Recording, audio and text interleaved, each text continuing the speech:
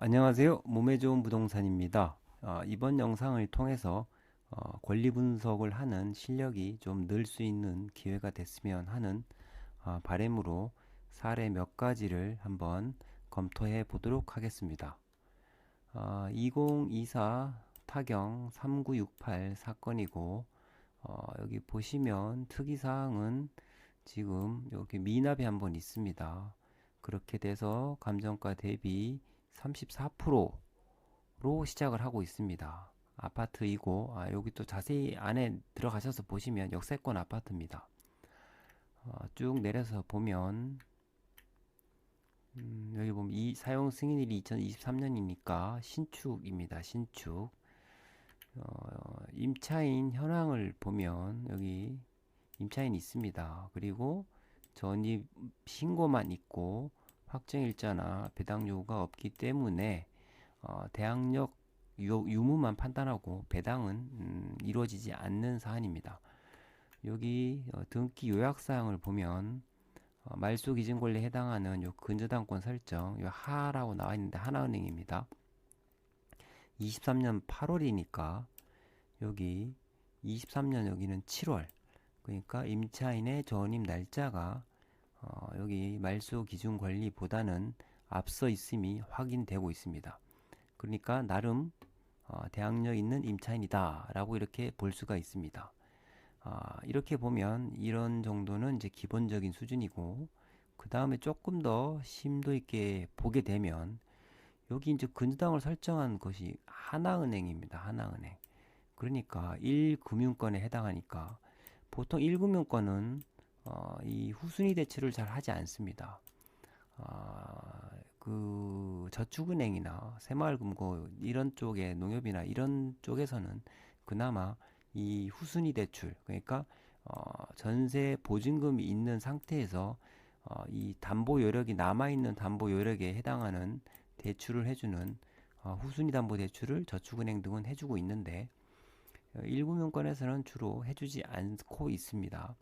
근데 요 사안을 보면 임차인이 23년에 전입을 했는데 23년 여기 7월이고 여기 23년 8월입니다. 그러니까 불과 한 달 이후에 여기 하나은행에서 대출을 해줬습니다. 그러니까 요게 조금 이상합니다, 일단. 그래서 이게 혹시라도 채무자, 소유자와 가족 관계가 있는 것이 아닌가라는 이런 의구심이 생길 수 있습니다. 그래서 완전한 대항력이 있는 게 아니고 허위의 임차인이 아닐까라는 의문점을 가질 수 있습니다. 그러니까 첫 번째, 그냥 대항력 있는 임차인이다라고 생각을 먼저 해버리면 그냥 그건 기본. 그다음에 두 번째, 요 정도까지 생각을 하면 요 정도면 이제 중수라고 볼 수 있겠죠. 요 정도까지 생각하면 이제 그 다음에 그럼 이게 이제 허위 임차인인지 여부를 좀 더 면밀하게 검토를 해 본다면 이제 또 등기부 등본 한번 봐야겠죠. 등기부 등본. 잠시만요. 이걸 꺼야 되는구나. 네, 건물 등기부 등본을 한번 보면 여기 보존 등기, 여기 신탁사가 나오고 있고, 그 다음에 소유권 이전이 이제 이루어집니다. 2023년에 8월에 소유권 이전 등기가 되는데, 여기 보면 중요한 사항이 여기 신탁이 있습니다. 신탁. 얘가 코리아 신탁 주식회사라고 나와 있고, 여기 이건 안 되는군요. 펜 기능이 코리아 신탁 주식회사라고 되어 있고, 여기 그 다음에 이제 소유권 취득 과정이 이제 소유권 이전이 되고, 근데 소유권 이전이 신탁 해지가 되면서 이렇게 소유권 이전이 됩니다. 신탁 해지가. 근데 이 신탁사가 등장을 하게 되면 좀 생각해야 되는 판례가 또 하나 있습니다. 그게 어떤 판례냐면 신탁이라고 하는 것은 여기 좀 빠져나와서 하는 게 낫겠습니다. 펜으로 일단 다시 다 지우고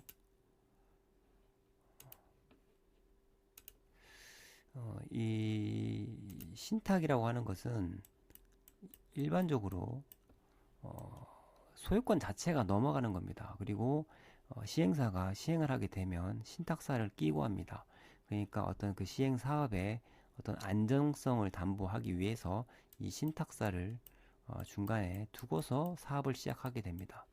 그리고 이 신탁사가 개입을 하는 과정에서 이 소유권이 어떤 형태로 이루어지냐면 이 신탁사가 등장을 하게 되면 이 신탁사가 소유권을 가지고 가고 위탁자 그러니까 우리가 이제 흔히 알고 있는 담보대출 대신에 신탁 등기를 한다라는 말을 합니다. 신탁 등기를 한다 이렇게 얘기합니다. 왜냐하면 신탁 등기를 하게 되면 대출 비율이 더 높다 이렇게 얘기를 하는데 그 이유가 왜 그러냐면 담보대출을 일으키게 되면 근저당권 자체를 은행이 가지고 있고 대신에 소유권 자체는 그대로 두고 있습니다. 근데 신탁 등기를 하게 되면 이 소유권 자체가 이 신탁사에게 넘어갑니다. 소유권 자체가. 그렇기 때문에 이 어떤 원래 소유자, 그러니까 뭐 이 신탁을 하게 된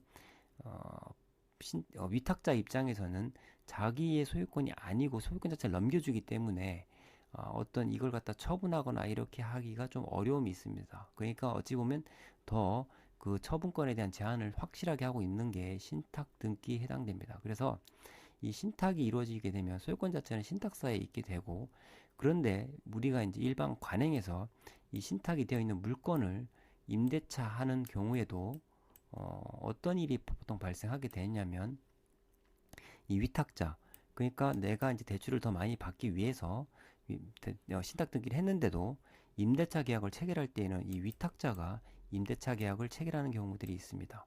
그러면 이때의 임대차 계약을 체결할 때에는 일반적인 임대차 계약과는 좀 달리 소유권 자체는 신탁사가 갖고 있는데 이 자기의 어떤 대출을 더 일으키기 위해서 신탁을 한 케이스에 이 위탁자가 이제 임대차 계약을 체결을 하고 임차 보증금을 이렇게 위탁자가 돈을 받아버리고 월세도 이렇게 위탁자가 받아버리는 경우에는 어떤 문제가 생기냐면 이 신탁을 할 때 신탁 원부라는 걸 작성하게 되는데 그 신탁 원부에 어떤 내용들이 들어가게 되냐면 이런 어떤 임대차 계약을 체결하거나 할 때에는 사전에 신탁사의 동의를 받도록 되어 있습니다. 아니면 엄밀하게 얘기하면 이 임대차 계약을 체결할 때 신탁사가 계약 당사자로 나서는 게 정확히 맞습니다. 따라서 요런 구조 완벽한 이런 구조가 아니면 그 임차인이 어떤 대항력을 취득하기 어려운 부분이 있습니다. 그것과 관련된 판례들도 있고 따라서 요 부분 아까 등기부등본을 봤을 때에 신탁 등기가 있기 때문에 혹시 이 임대차 계약을 체결했을 때 이 임차인이 과연 적법하게 이 신탁사와 이러한 그 전세 계약을 체결했는지 여부가 중요하게 됩니다. 그래서 아까 말씀드렸듯이 첫 번째 의문점은 금융기관의 대출이 1금융에서 이루어졌다라고 하는 것이 그렇게 아까 이 구조로 본다면 후순위 대출이기 때문에 이게 조금 이상하다. 그리고 두 번째 신탁 등기가 되어 있으니까 여기 보면 여기 소유권 이전이 있는데 23년 8월 24일 전에 여기 전입이 되어 있습니다. 그럼 이때 전입 전에는 아까 봤듯이 소유권이 신탁사였습니다. 신탁사. 그러니까 결국에는 신탁사와 이 임차인 간의 적법한 임대차 계약을 체결했는가 라는 부분이 쟁점이 되겠습니다. 적법한 임대차 계약. 그래서 이 두 가지인데 그럼 이 두 가지를 확인해 보면 이 남모 씨가 과연 적법한 임차인인지 아니면 허위 임차인인지 확인이 가능하겠습니다. 그러면 요 부분을 이제 따지고 들어가는데 아까 말했듯이 첫 번째 요 대출 부분에 대해서는 은행에다 문의를 해보는 수밖에 없습니다. 요 하나은행이 채권을 양도를 해서 유동화 전문 유한회사로 넘어간 상태였고 여기 전화를 해본 결과 그 담당 직원의 말은 이 은행도 여기 임대차가 있음을 인지하고 있었습니다. 인지하고 있었다. 그렇다면은 요거는 요것만 봐가지고는 얘가 허위라고 판단하기는 어렵습니다. 그럼 여기 1번 아까 얘기했던 대출 은행을 통해서 확인하는 것은 확인을 했고 이걸로는 허위 임차인이다 라고 단정 짓지 못하고 그럼 두 번째 이 신탁 등기에서 아까 요런 과정들 과연 적법한 임대차 계약을 체결했는가 신탁사가 계약 당사로 나섰는가 아니면 신탁사가 사전에 서면 동의를 했는가 이런 부분에 대해서 정확한 판단이 필요합니다. 근데 이런 부분을 판단하는 것은 알고 있는 부분은 신탁사를 통해서 확인하는 게 가장 중요한데 이런 자료를 알아내기는 사실 어려움이 있습니다.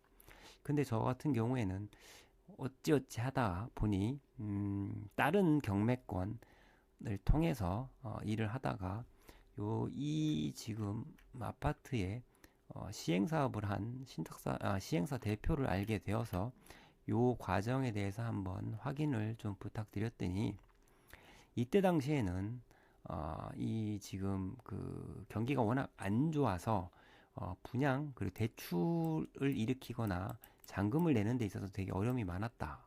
그래서 임차인을 맞춰 놓고 대출을 받고 이렇게 해서 잔금을 지급하는 형식이 되게 많았다라는 이야기를 들었습니다. 따라서 그렇다면은 이 신탁사도 이 임대차 부분에 대해서는 인지를 했을 가능성이 높기 때문에 이 부분 그러니까 여기 남모 씨가 허위의 임차인으로 판단을 하고 입찰을 하는 것은 상당히 위험하다. 그래서 그냥 이런 케이스는 일단은 이것은 인정하고 임차 보증금은 내가 떠안는다는 전제 하에 입찰 금액 그러니까 인수금액 고려하고 나의 마진 고려해서 입찰가를 산정하는 게 맞습니다. 그래서 여기 보면 미납을 하신 분이 있는데 아마도 그런 부분에 있어서 지금 제가 이렇게 권리 분석했던 부분에 대해서 차분차분히 하다가 어느 한 부분을 놓쳤기 때문에 이런 사정이 발생한 것으로 보입니다. 그리고 간혹 일부러 경매 낙찰을 받고 미납을 하는 경우도 있습니다. 작전상. 근데 이 케이스는 그렇게는 보이지 않고 있습니다. 그래서 요거는 적법한 임대차 임차인으로 보이고 대항력이 있는 것으로 보인다. 당시의 전세 보증금을 거꾸로 환산해서 찾아가셔서 인수되는 금액을 고려하시면 되겠습니다. 그리고 또 유사한 사례 한번 더 보도록 하겠습니다. 경매 사건 번호는 2021 타경 521675 사건이고 인천 물건입니다. 이 사례도 보면 여기 중간에 미납이 한번 있고 감정가 대비 11%까지 빠져 있는 상태입니다. 여기도 임차인이 등장을 하고 있고 전입신고만 있기 때문에 대항력 유무만 문제되는 사안이고 확정일자나 배당 요구가 없으니까 배당은 이루어질 수가 없습니다. 등기사항 요약을 보면 여기 말소 기준 권리가 21년 4월이고 전입이 21년 2월이니까 여기가 더 임차인이 빠릅니다. 임차인이 빠릅니다. 그러면 요 사안은 지금 뭐 이게 임차인이 허위인지 아닌지 판단을 해볼 때 소유권 이전한 날짜와 21년 2월이고 2월 19일이고 여기 전입을 한 날짜가 21년 2월 19일 똑같습니다. 동일한 날짜입니다. 동일한 날짜. 동일한 날짜. 이게 경매 검색을 하시다 보면 이런 사례들이 되게 많이 나옵니다. 이런 사례들이 대략 또 전세 사기와 관련된 부분들이 대부분 많습니다. 전입 날짜와 소유권 이전 날짜가 동일한데 근데 요건은 여기는 지금 요약사항에는 안 나와 있지만 똑같이 아까 등기부등본을 한번 보면 잠깐만 등기부등본을 보면 여기도 보면 여기 신탁사가 나옵니다. 신탁사 주식회사 생보부동산 신탁 그러다가 이 생보부동산 신탁이 여기 소유권 이전을 합니다. 박미순님한테 신탁사에 있다가 소유권이 넘어왔고 아까 말했던 21년 2월 19일 날 소유권 이전이 되었는데 이 소유권 이전이 그 전에 신탁사였다는 겁니다. 그러면 이제 아까와 똑같이 동일한 논의가 있을 수 있습니다. 과연 이제 신탁사와의 임대차 계약이 적법한 것으로 볼 수 있느냐 이런 부분을 잠깐 생각할 수 있는데 이런 구조는 이렇게 생각하시면 되겠습니다. 신탁사에게 소유권이 있는 상태에서 임대차 계약을 체결하는데 임대차 계약을 체결하는 그 임대차 보증금을 가지고 이 신탁이 아마도 제 생각에는 아마 담보 신탁일 겁니다. 여기에도 지금 어떤 그 우선 수익자에게 지급해야 될 돈이 있기 때문에 임차인의 임차 보증금을 가지고 여기 수탁자에게 지급을 하고 이 소유권을 가지고 온 것으로 보입니다. 그래서 이런 케이스는 이게 허위라고 보기가 좀 어렵습니다. 그래서 그 허위 임차인 유무를 따질 때에는 돈의 흐름을 조금 판단하시면 수월합니다. 그래서 임대차 보증금을 가지고 이거 임대차 보증금을 이 수탁자에게 지급을 하고 요 상황으로 소유권 이전한 것으로 보시면 됩니다. 왜냐하면 을구를 보면 여기 따로 붙어 있는 근저당이나 이런 사안들이 없습니다. 그러니까 너무나 깔끔합니다. 그래서 이러한 사례는 허위로 보기 힘들다. 이런 부분을 놓쳐서 아마도 이렇게 입찰을 잘못하신 것 같아 보입니다. 더 비슷한 사례가 좀 많이 있는데 첫 번째 사례가 좀 중요하고 아까 같이 그런 절차로 한번 생각을 해보면 실력이 많이 늘 것이다 이렇게 생각이 듭니다. 오늘은 여기까지 하겠습니다. 감사합니다.